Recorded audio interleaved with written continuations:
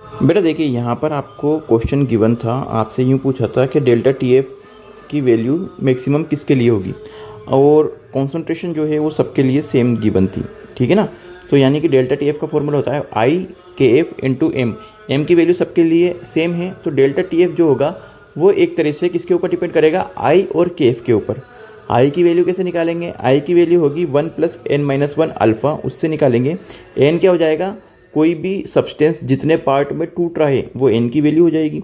जैसे K2SO4 की बात करूँ तो K2SO4 टूट के क्या देगा, 2K प्लस SO4 2 तो यानी कि 3 पार्ट मिलेंगे, तो इसके लिए एन की वैल्यू 3 हो जाएगी। ठीक है। और रही बात KF की, तो वो सारी की सारी वैल्यूज़ जो है वो यहाँ पर आपको गिवन ही है।